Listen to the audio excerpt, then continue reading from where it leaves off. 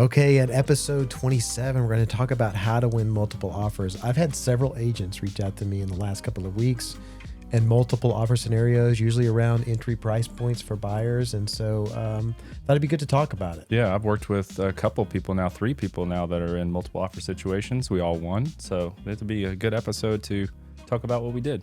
Yeah, let's talk about that and how not to lose. All right, coming up. Welcome to the Agent Bridge podcast. I'm Brandon Baca, Marine Corps veteran and 15-year realtor, broker, and coach. And I'm Marl Hessen. I'm a Fortune 500 C-suite executive, real estate investor, and entrepreneur. The Agent Bridge is the proven path to real estate success without the burnout. Okay, episode 27. We keep trucking along here. How to win multiple offer scenarios. So let's talk about that. But before, let's go to our typical market update. It's after May 1st. The loan level price adjustments have already come out. Yep. We've had some experience with it, and with some people that would have maybe been considered like fringe buyers, fringe credit scores. So let's talk about that and what's different. Yeah. Before we do, are you a little surprised that we're in the market that we're in and we're having to talk about multiple offer scenarios? Yeah, I mean, I've always known that, just because of the need for housing that we're going to stay strong at entry price points. I thought we would get some softening in luxury, but yeah. I mean, I'm a little bit surprised we're dealing with multiple offers, but not really. Yeah. I mean, honestly, in the market that we're in talking about specifically in Nashville, I mean, I'm not super surprised. The inventory is just so low, and that's what we're dealing with here. But anyhow, so loan level price adjustments, we talked about it in our last market update. The banks that I work with actually rolled it out before May 1st, so just leading up to the first of the weekend, mostly for the people with lower credit scores so they could take advantage of it going into the weekend before May 1st. But yeah, we had our first experience with it. So I had a loan come in. Someone had a fringe credit score, 620-ish, would normally have been hit with some massive loan level price adjustments. We got them locked at like 6.12. Yeah, which is great. Yeah, I mean, they would have been before the changes would have been up over 7. So, yeah, the biggest distance I see in the marketplace in terms of people's perception versus reality is they were dreaming in the previous market about this, forever house that they're going to get, and they're having to adjust their dream. Yeah. I guess they're not able to get as big a house as they wanted before. And so everybody's just coming down to reality, and they're having to make choices based on functionality or availability versus, what they wanted. Yeah. So and they had a very specific monthly payment they wanted to hit. And I'm like, well, I can do you one better. How about $100 less than that because of the loan level price adjustment. Yeah. Okay, great. So that was a good thing. So they were coming in with reasonable expectations. Yeah. Okay. And then honestly, I had another person that had like a 795 credit score, and they didn't have a single loan level price adjustment added. So before, they would have had a small one, like a 0.25 or something like that. They didn't have anything. So it's, there's a lot of benefits out there. Yeah. Well, that's good to know. All right. Well, let's move into our episode here, number 27, how to win multiple offers. Again, this is something that we've been running into several times over the last couple of weeks, mostly around the entry price point for buyers, where, people are coming in and they go, oh, shoot, we're in the middle of this multiple offer scenario. What do we do? And there's a lot of the agents that are coming into this that haven't dealt with these scenarios before. So I thought we should talk about it and how to win in a multiple offer scenario. So, basically what we're going to do is we're going to give you, so if you can kind of understand the market or like get the temperature of the market, and we're going to give you the thermostat, right? The dial or dials that you can turn up or down depending on what the market is doing. Because there's a spectrum, right, of demand in the marketplace. Yep. Right. So we are seeing multiple offers now. In like post-COVID, we were seeing like 12 multiple offers, 15 multiple offers, and we're going crazy, like $100,000 over asking price. I was going to say, like, if you were a busy COVID agent, you had baptism by fire. You were working multiple offers in every scenario. Yeah. But I don't think you were really learning much because you're just writing an offer with an hope and pray mentality. Right. And it was way over, and you weren't really turning these dials that we're going to talk about, because you were just doing anything and everything. You were waiving everything and you were turning up the purchase price, and that was it. Those dials were all on max. Yeah, You put them on exactly. 11. Yeah, I was trying to think of that video where he's like, this one goes to 11. Yeah, 11. But anyway, you didn't learn much, but here, you're having to have a little bit more finesse. Yeah. Like there's things that you need to do to win that other people aren't doing because we're not in that crazy COVID market. So we'll talk about it. It'll be interesting, and I think you'll learn a lot. Yeah, this will be easy to talk about. But yeah, what I find most of the time is realtors in these scenarios, they just don't know the dials to turn. They're like, well, I don't know how to win this. And I had a realtor reach out to me from a different company than ours to say, hey, I noticed your realtors are winning these multiple offers. Can you help me? Yeah. And so I thought, let's talk about this and help you guys win in these multiple offer scenarios. A lot of agents are order takers. They're just like, the buyer says to do this, do that. There's no advice given. So it's like, well, if this is your goal, then here's how you get there. And that's really what you have to do as an agent. Right. And before we get into this episode, you need to understand, like, some of the things that we're going to tell you, you're going to go, oh, well, that's simple. And sometimes it doesn't make sense that you like, would that really make that big of a difference in whether I win or lose? Every single one of these, if you do every single one of these things, you're going to increase the percentage of you getting the multiple offer by anywhere from 30 to 50%, right? So we're playing percentages. It's a little bit of a gamble. You're shooting blind. But if you do these things, I can guarantee you, because what we hear most often from the listing agent, they say, oh, well, you're the only realtor that did this. You're the only realtor who actually called me before you wrote the offer. And just, it's like the attention to detail things make all the difference in whether you win or lose. Yeah. I mean, you have to stick out. That's the bottom line. Right. So let's jump in here. The number one thing you need to do is you've got to talk to your buyers. I can't say this enough, and we've talked about this before. Buyer consultation. You need to do a buyer consultation, and you need to talk about a lot of things in that buyer consultation, but one of the ones you need to talk about is multiple offers and what to do in a multiple offer scenario, because here's why. If you get into a multiple offer scenario and you're telling your buyers like after that, then it feels to them like you're just telling them whatever that they want to, whatever they need to hear so that you'll win the deal. So they're like, well, you're giving away all of our negotiating ability, and you're doing X, you're doing Y.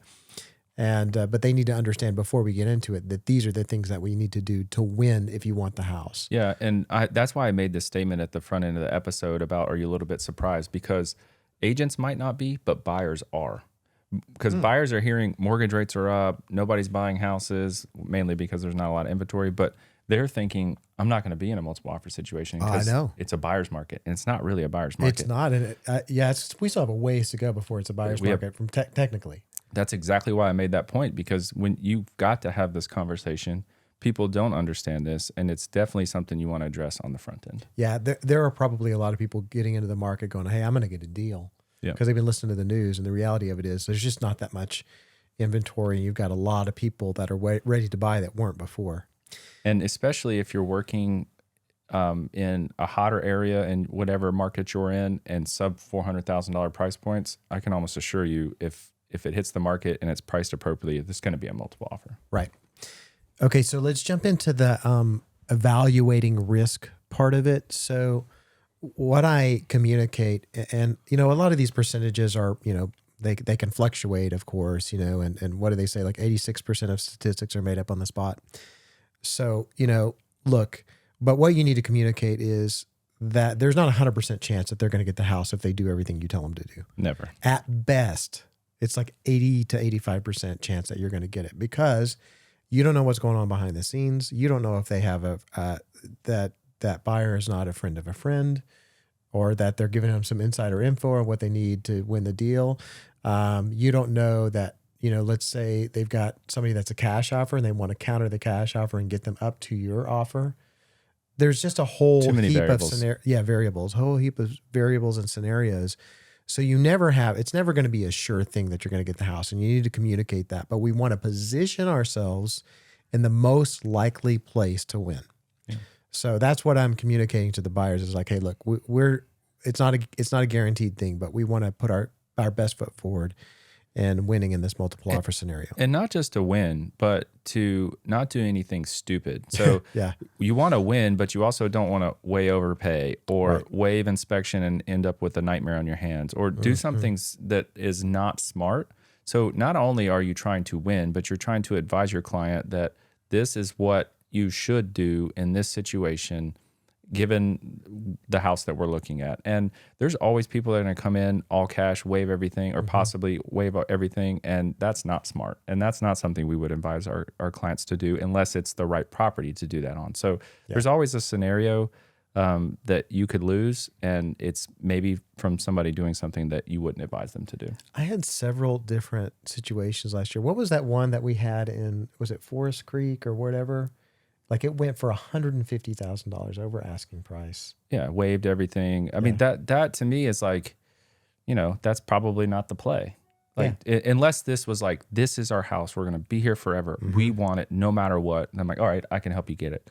Yeah. But if they're a first-time home buyer and I don't want them to end up with a house that's going to be thousands and thousands of dollars to repair over the next few months that they don't have, and they're going to pay over and be kind of underwater and all this, then that's not something I'm going to advise them to do. Yeah, you don't. Yeah, you're still a fiduciary. You don't want to put yourself in a scenario where you're putting people in a bad situation. Right. So you want to do the right thing. That's So right. you're right. Don't do something stupid just to win. Yep. Okay. But all of this needs to be communicated with the client before we get into it. Okay. The next point, okay, is getting into the offer or the when we're talking about the dials, okay, for this, right? The thermostat, where you're going to turn the dials. So, number one, you need to call the agent. That's, by the way, if I'm your broker and you call me, I'm going to go, did you talk to the agent yet? That's the first thing. They're like, hey, I want to win this multiple offer. Did you talk to the agent yet? I can't. There are so many people who don't want to pick up the phone and talk with the agent. But to me, it's like, I wouldn't even submit an offer before I've talked to them. There's too many things that you need to know or that could give you a leg up that you could find out by talking to them. If I'm in between, if I'm going from one house to the next and my clients expressed, like if I'm out on showings, right? And let's say they find one that they're really excited about, I'm not waiting till the end of all of our showings to find out what's going on with that property. Yeah. I mean, I'll call the agent like on my in between houses. Yeah. Be like, hey, what's going on with that house? Do you have anything working on it? So you've got to call them, number one, to find out if you're in a multiple offer scenario at all. And then secondly, what is going to be most important to that seller that are non-monetary concessions. So, for instance, when do they want to close, right? What do they want to keep in the house? There's a whole host of things that you can kind of call the listing agent and find out what's important to the client besides the money. Yeah. I was working with somebody this was during COVID, but last year, and they were writing up a contract assuming that the sellers wanted out as fast as possible. So they wrote a quick close because they had a lender that could do it, which is great. But they wanted like a 45-day close. And they didn't call the agent. They didn't ask any questions. Offer written, picked someone else, and only because of closing date. Yeah, why? See, that's crazy. Just call. Just call them. All right.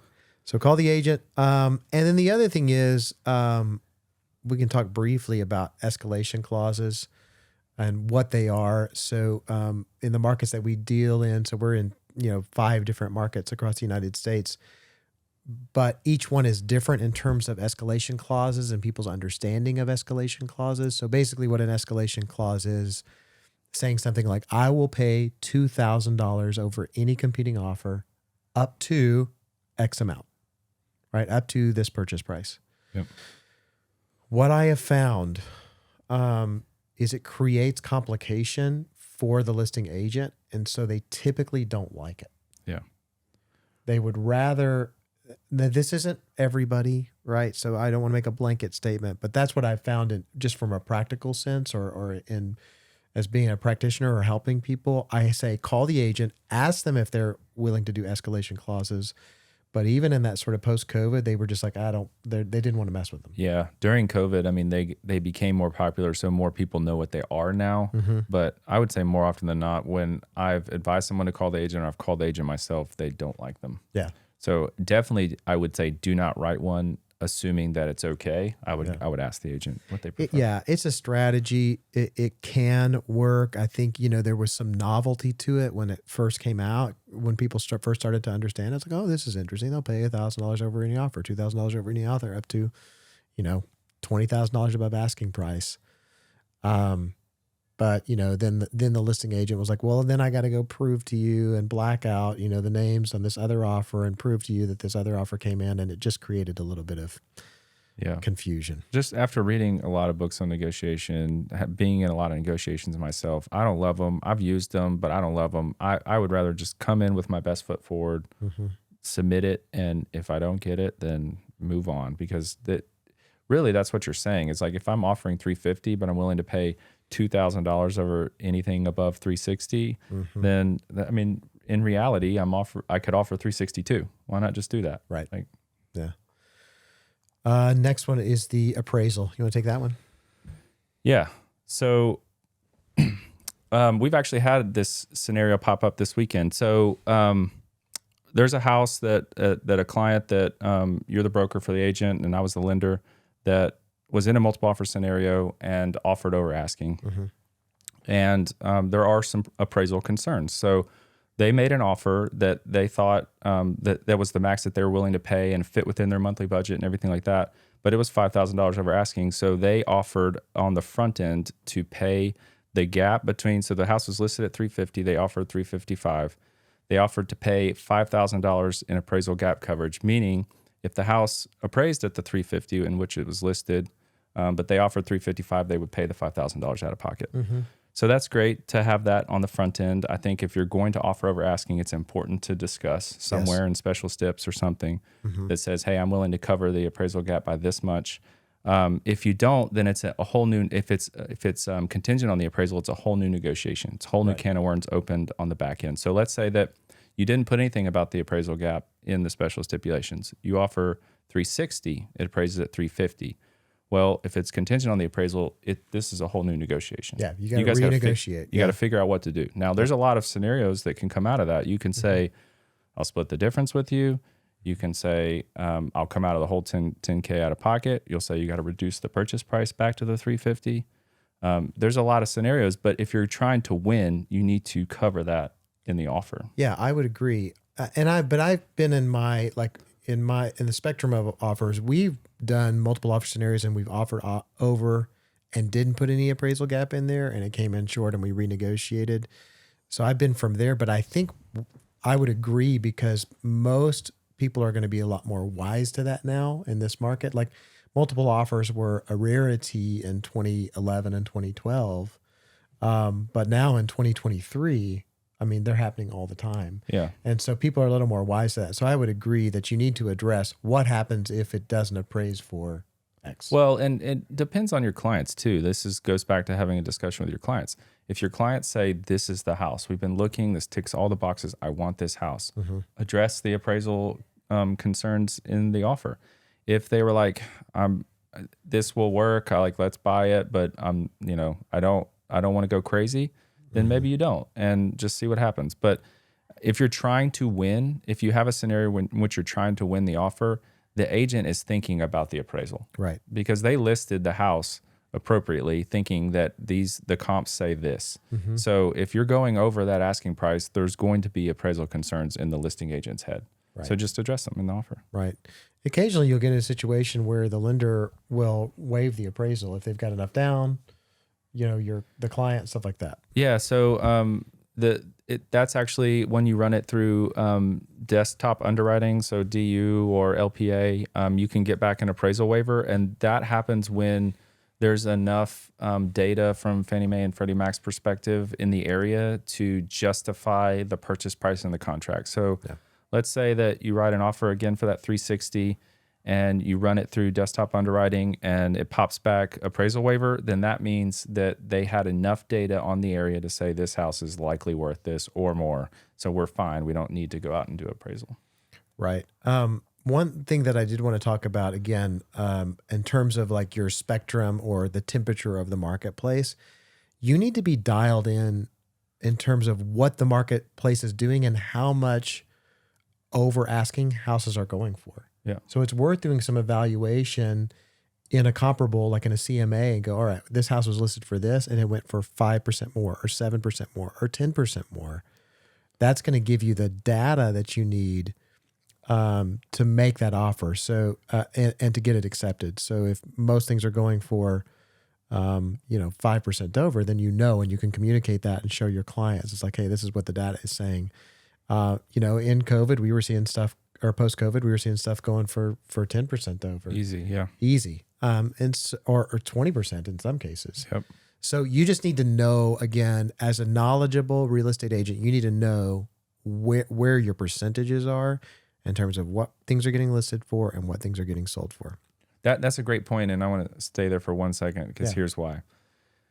Just because something is in a multiple offer scenario doesn't mean that every offer is great or over asking. That's exactly right. So a listing agent can totally list a property for a price that's too high, but it's in a desirable location and people want the house and they're submitting offers on it. Because remember, inventory is at a very, very low right now. Right. So people submit a bunch of offers and the listing agent only tells you, hey, there's multiple offers, but maybe none of them are at asking. That's right. So don't go submitting over asking without any data to back it up, thinking that you're doing the right thing. In reality, you are not, because there's no support for the offer that you're writing.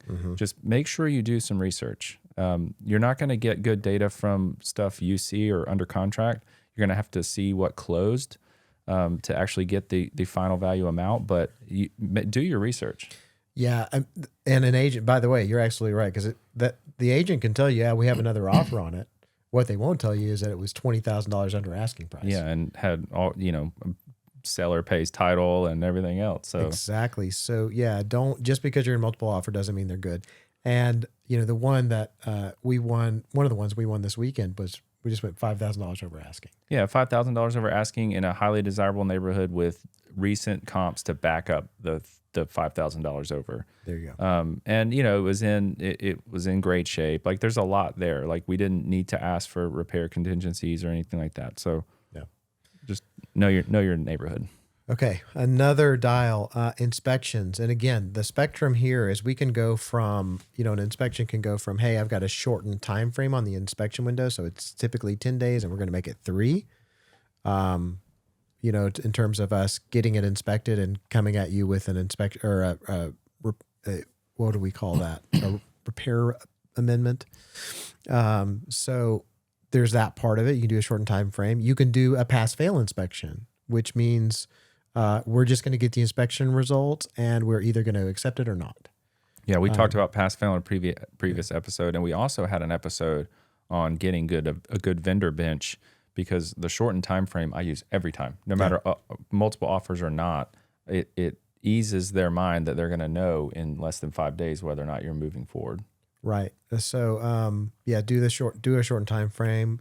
Pass fail. We even saw this, in that spectrum where we would, if it was a house that checked the boxes and they were pretty sure that they wanted it, during the showing, we would bring the inspector for just a quick once over, like $150, just to do, look at the major systems, make sure there's nothing majorly wrong with the property, and then roll with it at that point. So again, that is a in the spectrum of what you can do. Also, you could completely waive the inspection, which I wouldn't recommend on behalf of your buyers. I would at least do some sort of create the scenario where you can have an inspector come out and look at it, even if it's a brief look at major systems. Yeah, you could waive it on a relatively new home, less than 5 years, but even then I would have somebody come look at it. There's always a question, like if somebody's moving pretty quick, like what the scenario there was, so definitely just have somebody do a once over on it, even if it's just a quick look. And as an aside, please, by the way, I'm not saying this with any judgment, because I have done this before. Do not show the lender the inspection. Yeah, okay? I don't want to see it. Yeah, tell me why. Because then there's all kinds of value questions that come into mind. There's all kinds of, we can put subject twos on the appraisals. This actually came up recently where it appraised for the value, but it had a subject to on it, and there was a bunch of repairs that were required just to get it to that value. So we don't want to see it. We don't want any data on it. We don't need to see it. Just leave it out. Yeah, I had a scenario where everything that was on the inspection, I don't know why we gave it to the lender. I don't even remember. It's years and years ago. Probably got attached to an email by accident. Probably. That's what happens most of the time. Yeah. And then all of a sudden now we had to have a licensed contractor approve all the repairs. Yeah. Like, so and then we had to turn all that into the lender. So it was a nightmare. So appraisers they know this. So, and the lender does see the appraisal. So they'll say, I'm not a licensed contractor. I'm just saying that this is the value of the home. Mm-hmm. And if something happens to be caught in one of the in appraiser's pictures, then the lender might say, hey, go do something about that. And the one that I'm talking about that happened recently was they had painted and they didn't have any switch covers or outlet covers on any of the outlets. And so the lender saw it and was like, safety concern, go fix that so the appraisal is subject to you going to do this work. Now that one was easy, but it totally could have been something, a bigger deal. And then you're like, shouldn't have showed them that. Exactly. Okay. The next one would be like your closing date or the potential for an occupancy agreement. So, a lot of people, like you said before, you'll go into the scenario and you go, oh, well, let's do a 2-week close. They're like, well, they don't want a 2-week close. Yeah. It's like, they're a couple, they're moving to, some other state and they need 30 days, 45 days, 60 days to close. So again, you can work within whatever their desired outcome is in terms of a closing date. So that's, again, another admonition to call the listing agent and say, hey, when do they want to close? And after close, do they need a day or two to get out of the house? Or do they need to close, this day, and then that way they've got, the money to go to their next house. And so it's not all happening in a condensed time frame, because that can cause, if you're doing a back-to-back closing, a lot of times that can be really challenging in terms of the money getting anywhere. And in Tennessee, we're a 2 title party state. So you've got a title company for the buyer and a title company for the seller. So all of that money going from to each institution can sometimes take forever. Yeah. So a lot of times that condensed time frame can be a challenge. So, maybe you give them a little bit of time on from the closing, and they can stay in the house for a couple of days after. But I think is it 60 days a rule? Yeah. So I was going to say, don't show the lender anything, and I'm not suggesting you do anything, but definitely don't show the lender anything that says you're going to not occupy it within the first 60 days. Right. So you have to occupy a primary residence in the first 60 days. You do have 60 days, but it's got to be within that window. So don't show anything to the lender saying, I'm giving you 90 days to move out, because it's not going to cut it. So make sure you get in first 60 days. Yeah. So again, the agent's like, hey, when do they want to close? And do they need a day or two or a week to move and get out of the house? And, we saw, again, in COVID, we saw like pretty much 60-day occupancy agreements. Yeah. Just right up to the line. Yeah. And honestly, here's the thing we didn't mention about calling the listing agent is this: when you call them and ask these types of questions, that shows them that you're willing to work with their clients, that you are flexible, that you are accommodating, and that you're going to be an easy group to work with throughout the transaction. And listing agents love that. They do. So giving them that call, asking them what they prefer, being flexible on which one you pick, all these things are super, super important. Okay. Lenders.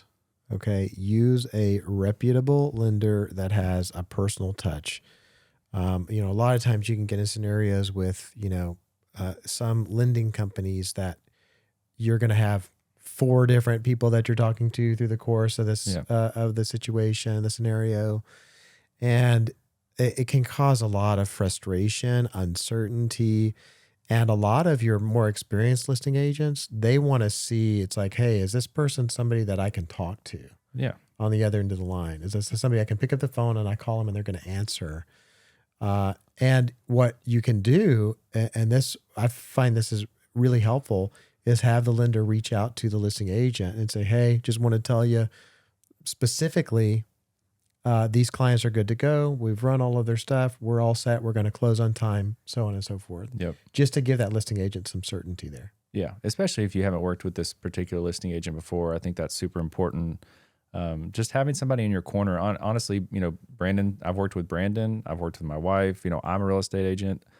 the thing I want the most out of a lender when I'm working the agent side is just someone that's on my team, someone that's in my corner working with my buyers that are, trying to get the best outcome possible. Not somebody who's just pushing papers, but somebody who's going to be creative and come up with solutions and get the job done. Yeah. And so just having someone like that is not, it's an actual relationship and not just somebody you used off the internet is, in my opinion, very important.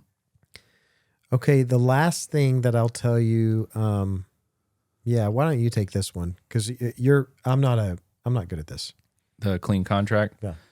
Yeah, I mean, honestly, a lot of the clean contract aspect comes from calling the listing agent, and a lot of it comes from not overcomplicating anything. So that's when you start talking about, are you writing some kind of escalation clauses? All that complicates things.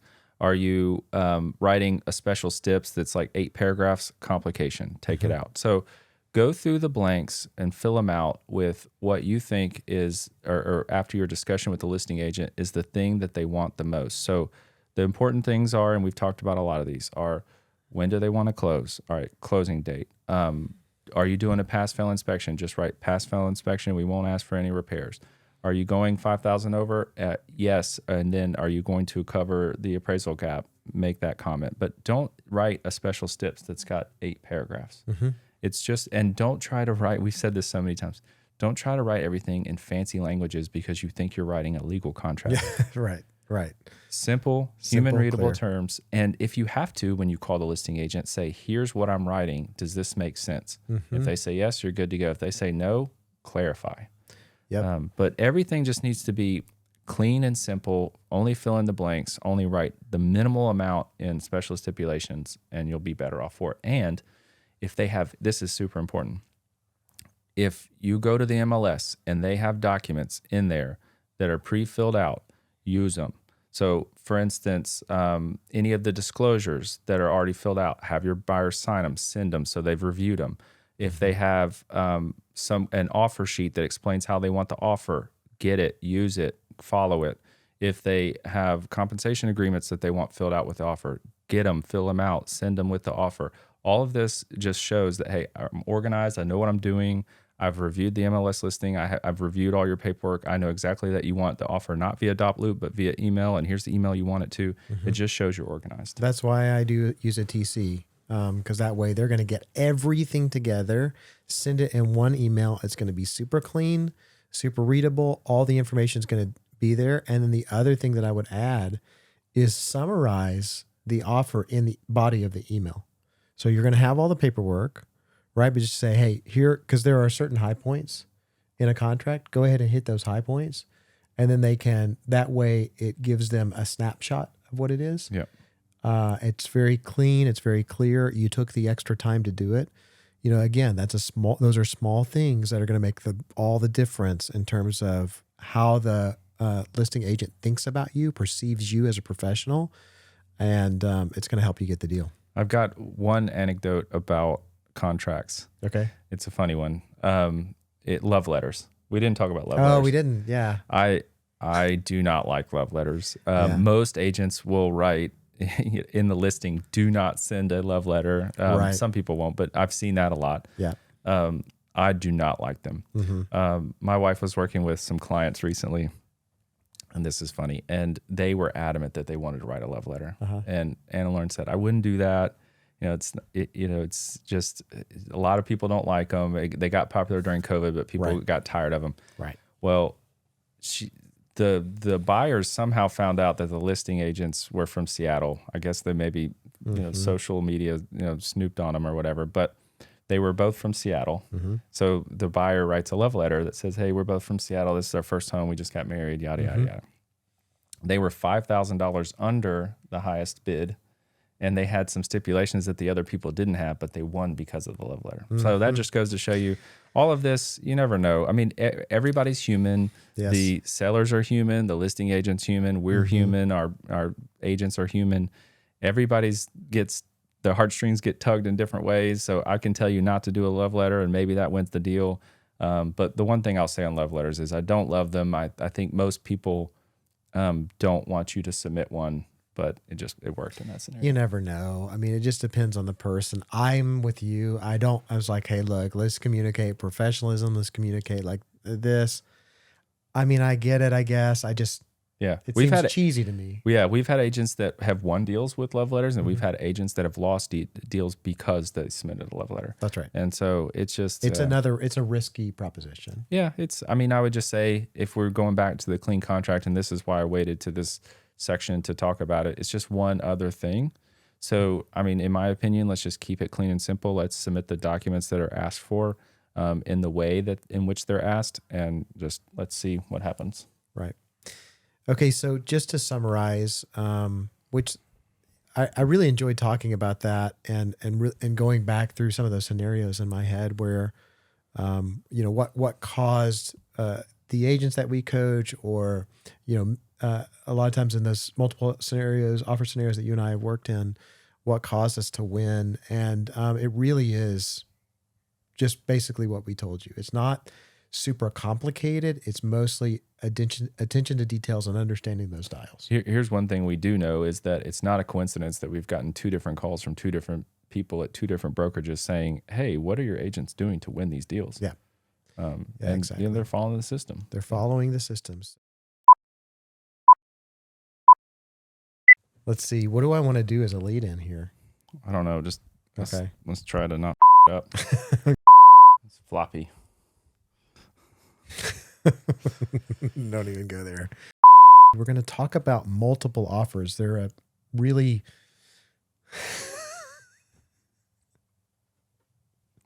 try again. Okay. In this episode, we're going to talk about how to win multiple Great, somebody's calling me. Active in the market. Ugh. All right. In this episode, but it brings to mind. We'll start over. Okay. Like and subscribe.